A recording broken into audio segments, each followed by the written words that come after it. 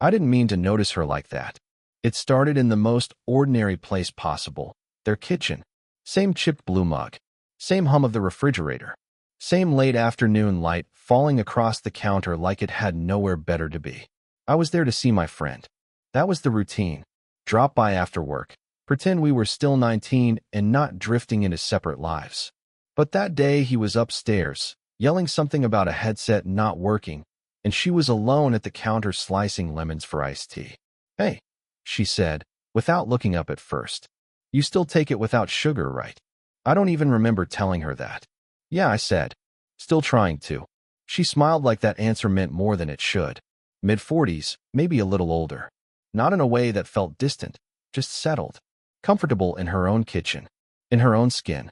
She wore one of those soft gray sweaters that looked borrowed from a colder season, sleeves pushed halfway up her forearms.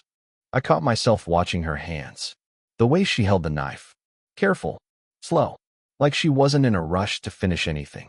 I looked away and folded a napkin that didn't need folding. It wasn't attraction. Not yet.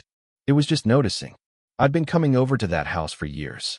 She was always there in the background, driving us to games, asking if we'd eaten, reminding us to keep the volume down. Somewhere along the way, she stopped being background. Maybe it was because things had been quiet for me lately. Not dramatic quiet, just empty in small ways. There was a girl I used to text before bed. Now I still open the chat sometimes, type half a sentence, and delete it.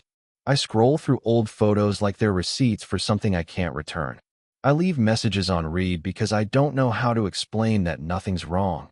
It just feels like something is missing. So when she looked at me across the kitchen and said, "You've been tired lately," it felt like someone had knocked on a locked door. "I'm fine," I said quickly. She tilted her head. "You always say that." There was an accusation in her voice. Just observation. Upstairs, my friend laughed at something through his headphones. The house felt split in two. Noise above us, quiet below. She slid the glass toward me. Our fingers didn't touch, but they almost did. That almost sat between us longer than it should have. "You're not a kid anymore," she said after a moment. "It's strange." Strange how? She hesitated, wiping her hands on a towel that was already dry. "You look different when you're thinking. You didn't used to." I laughed, but it came out thin. "That sounds bad." "It's not," she said softly. "It's just noticeable." I didn't know where to look. Her face felt too direct. So I focused on the condensation sliding down the glass. I traced it with my thumb like I was measuring something invisible. No one had called me noticeable in a long time. We talked about small things after that. Work. Rent going up. My friend's habit of forgetting to take the trash out. She told a dry story about burning toast that morning, and I smiled longer than the joke deserved. When I finally stood to leave, my friend was still upstairs. I said I'd text him later. She walked me to the door. "You don't have to wait for him next time," she said lightly. "If you need tea." I blinked. "Tea. Or a quiet kitchen," she corrected, a small shrug following it. There was something in the pause after that. Not heavy, just aware. I stepped into the hallway and turned back. She was still standing there, hand resting against the frame like she hadn't decided whether to close the door yet. That night, around midnight, my phone buzzed. It wasn't my friend. It was her. "Did you get home okay?"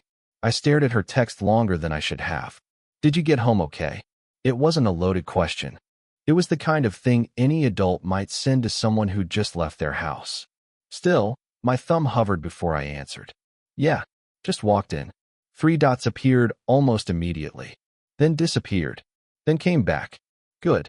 The streets get quiet around here." I almost typed, "You've lived here 20 years. You know that." Instead, I wrote, "I don't mind quiet." She didn't respond after that, but I lay there anyway, phone resting on my chest, like something had shifted slightly out of place.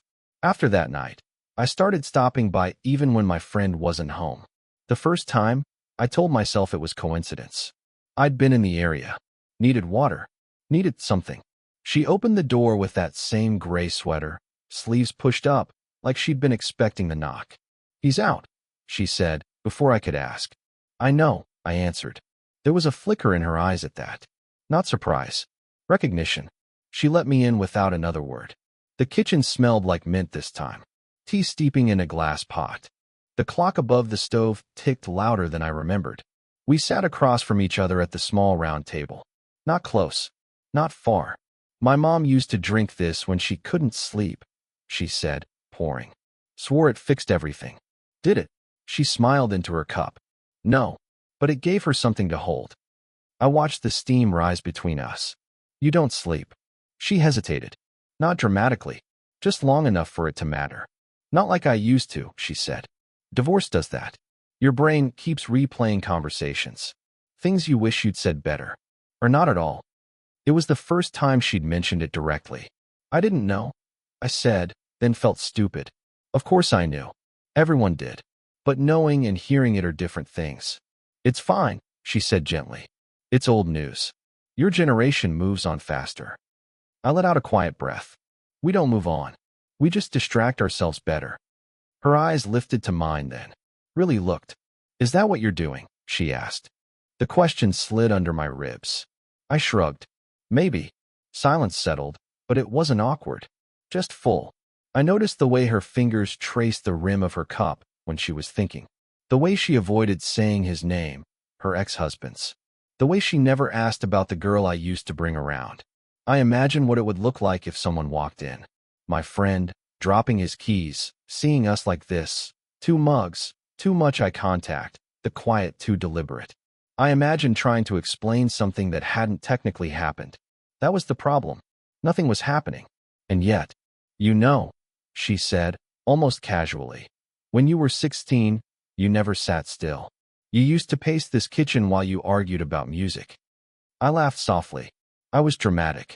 You were alive, she corrected. The word landed somewhere dangerous. She reached across the table then. Not for me, just for the sugar bowl near my hand. Her fingers brushed my knuckles in the process. Light.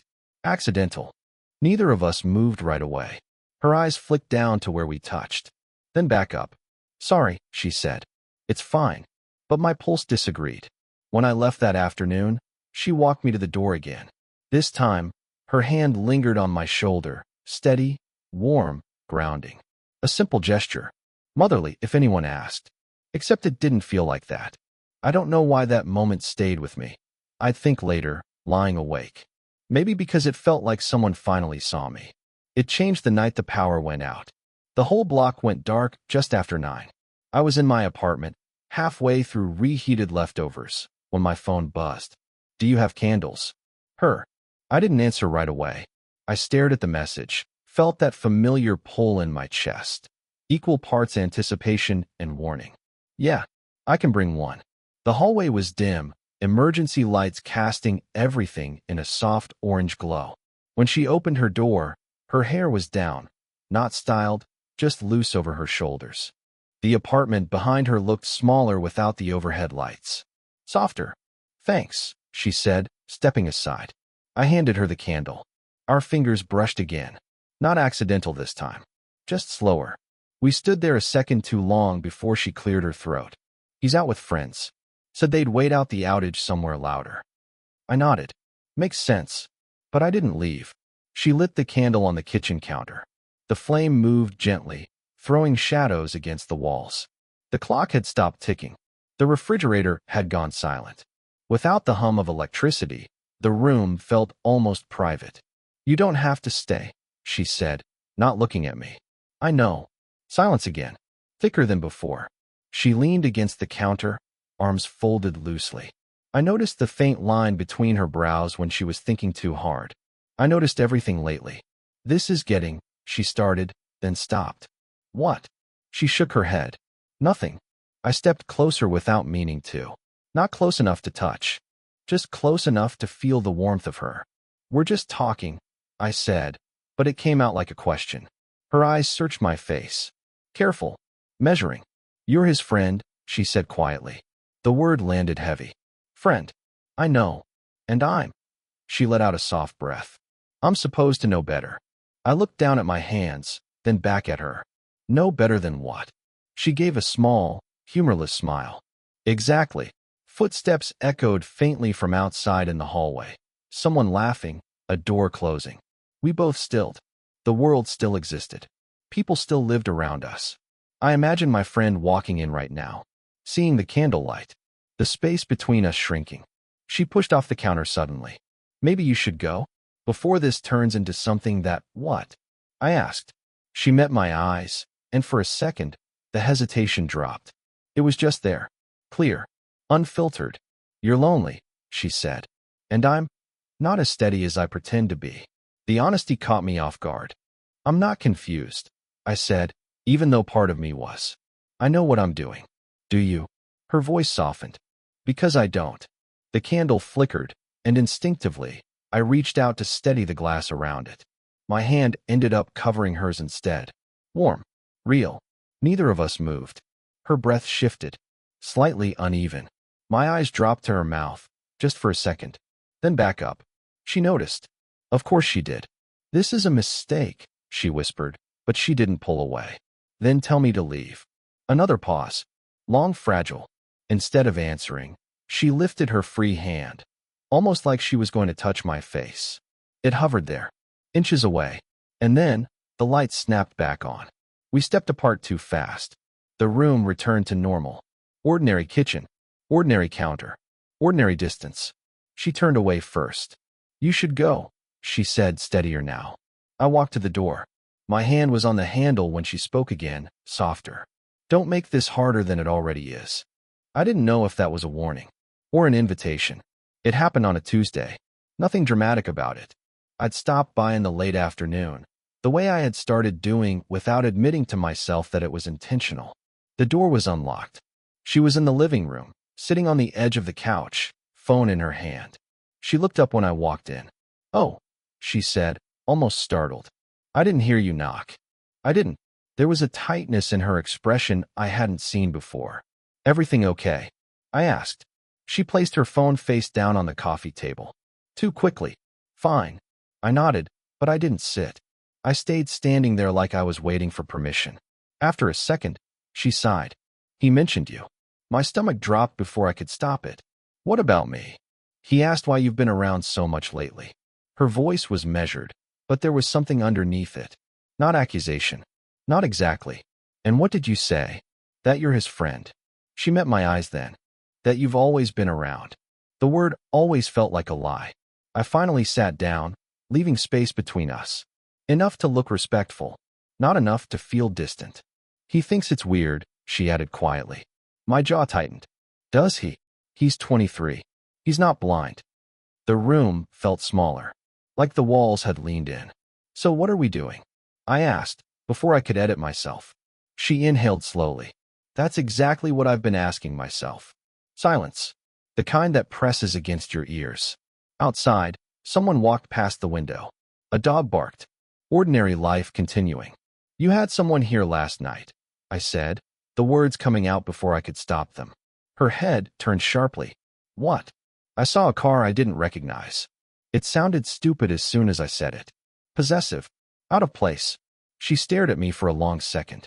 Then something shifted in her expression, not anger. Something closer to realization. You don't get to ask me that, she said, calm but firm. I know.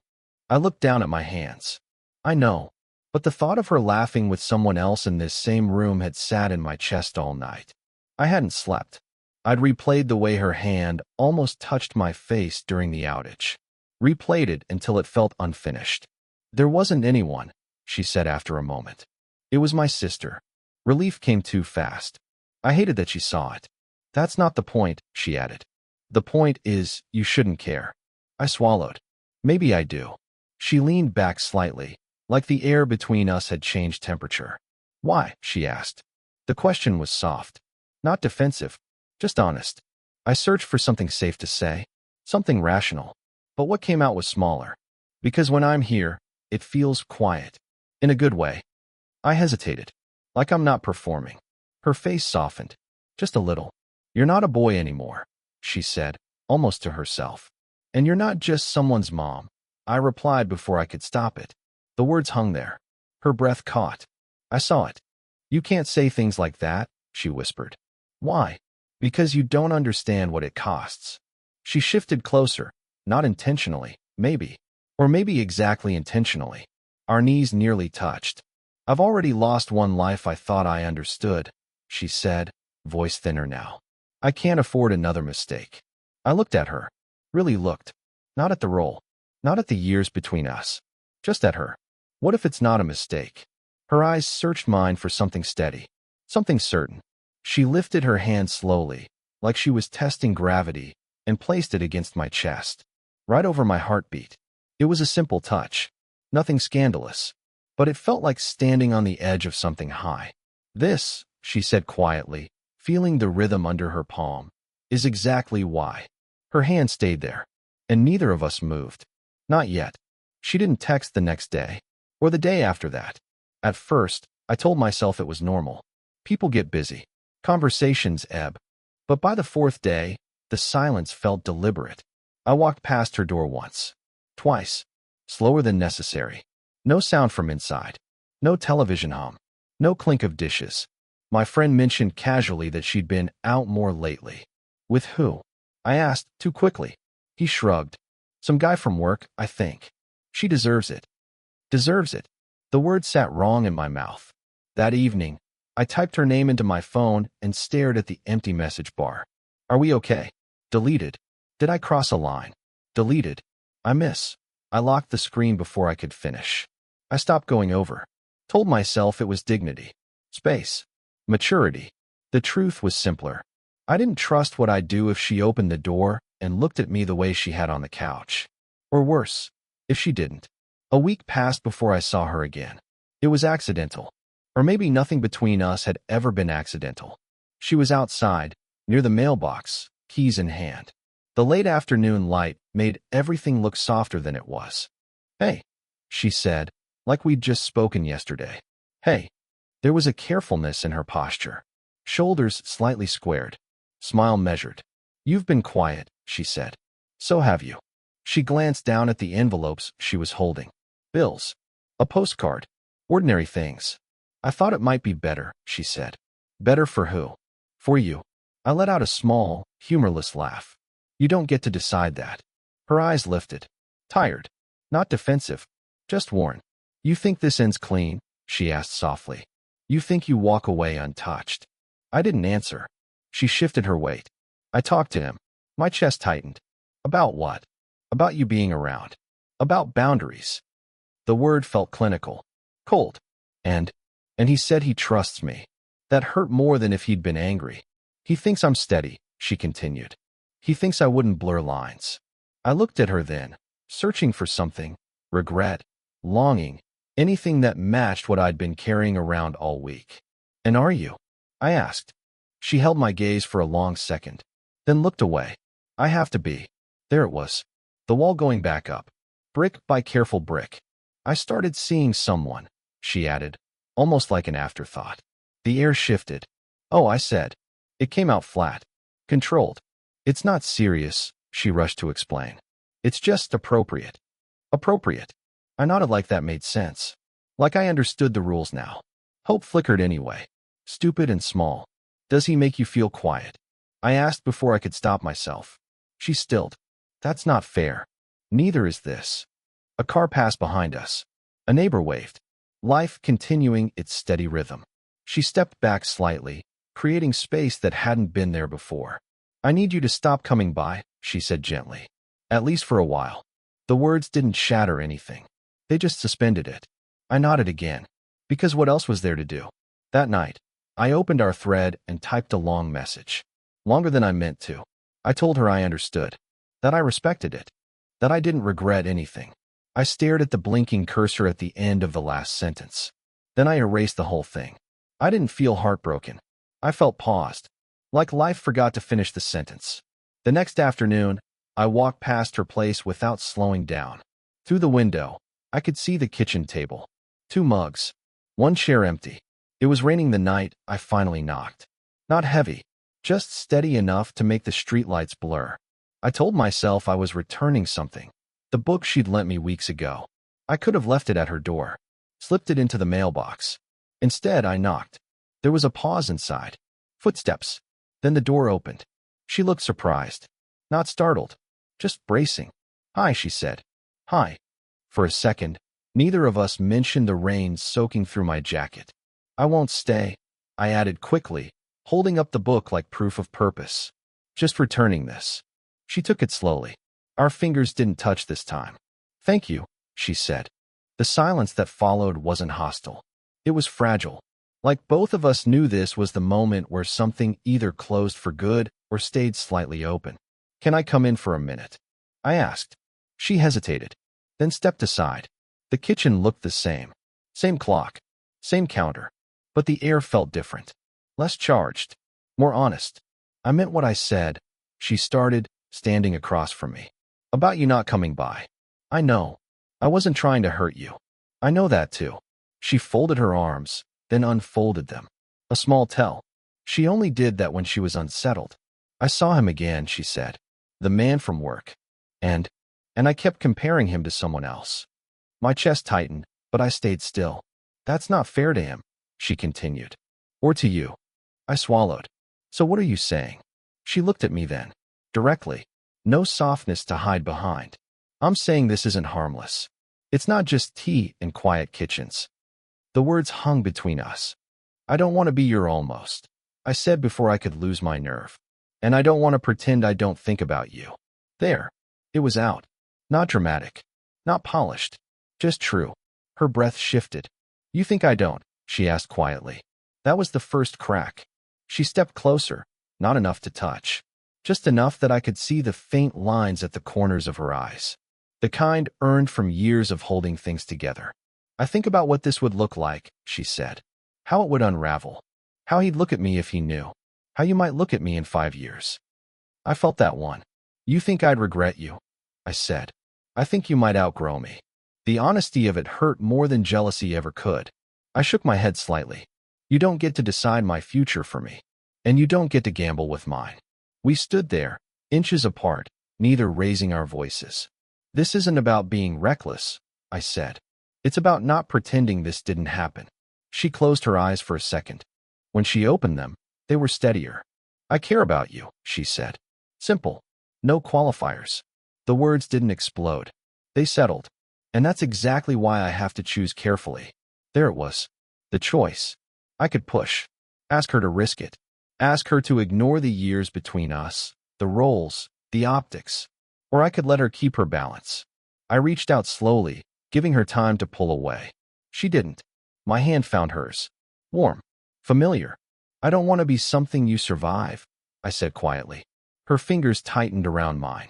You're not, she replied. We stood like that for a long moment. No kiss. No grand gesture. Just two people holding hands in a quiet kitchen, knowing exactly what it cost. Finally, she gave a small, almost tired smile. Okay, she said softly. And I nodded. Okay. It didn't happen the next week. Or the next month. We didn't rush toward each other like something inevitable. We did the opposite. I stopped coming by unannounced. She stopped texting after midnight. The space between us stretched out, not as punishment, just as proof that we could stand on our own without leaning too hard. Summer shifted quietly into fall. I saw her sometimes through the window at 8:47 a.m. The same time she always watered the small plants by the sink before work. Same gray sweater some mornings. Same chipped blue mug. Routine intact. I started running again. Found steadier work. Answered texts instead of drafting and deleting them. Loneliness didn't vanish. It just stopped echoing as loudly. We ran into each other properly one afternoon at the park a few blocks away. Not planned. Just one of those ordinary collisions life is good at arranging. She was sitting on a bench with a thermos beside her. I almost laughed when I saw it. Tea? I asked. She smiled. Black coffee. I switched. That's new. So are you, she replied, studying my face like she was measuring the time that had passed. We sat on the bench with a polite distance at first. The air was cool, leaves collecting near our shoes. No one would have looked twice at us. I've been thinking, she said after a while. That's usually when trouble starts. A small smile. Familiar. I was so focused on what this might cost, she continued, that I didn't consider what it might build. I didn't rush to respond. I'd learned that silence wasn't always an absence. Sometimes it was space to be careful. I don't need this to be dramatic, I said finally. I don't need it to prove anything. She looked at me then, not at the years between us, Not at the roles we used to hide behind. Just at me. He moved out, she said quietly. New job in another city. The information landed softly. No explosion. Just a door closing somewhere in the distance. And? I asked. And I realized I wasn't protecting him anymore. She exhaled. I was protecting myself from being seen. That word again. The wind picked up slightly, brushing her hair across her cheek. Without thinking too hard about it, I reached over and tucked it back. Slow enough that she could have stopped me. She didn't. This time, when our hands lingered, there was no flinch. No recalculating. I don't want to sneak, she said. Or hide. If we do this, we do it honestly. Slow. With the understanding that people might talk. I can live with that. And if 5 years from now you do outgrow me, she added, steady but vulnerable, I need to know you'll say it. Not disappear. I nodded. I won't disappear. The promise wasn't dramatic. It was practical. Real. We started with small things after that. Morning coffee at 8:47 a.m. Sometimes at her kitchen table, sometimes on that same park bench. Her black coffee. My tea now, ironically. Shared grocery runs. Conversations that didn't feel like stolen time. It wasn't perfect. There were awkward introductions. Long talks about boundaries. A few nights where doubt crept in quietly, and we named it instead of pretending it wasn't there. But it was warm. Grounded. Earned. One evening, months later, we stood in her kitchen again. No tension this time. Just the ordinary hum of the refrigerator and the sound of water boiling. You know, she said, handing me my mug. If the power hadn't gone out that night, I smiled. We would have found another excuse. She laughed softly, shaking her head. Maybe that was the difference now. We weren't pretending accidents were fate. We were choosing. And that felt steadier than anything else. I didn't question everything anymore. Just the right things. Did this story stay with you? What kind of quiet, real love stories do you want to hear next?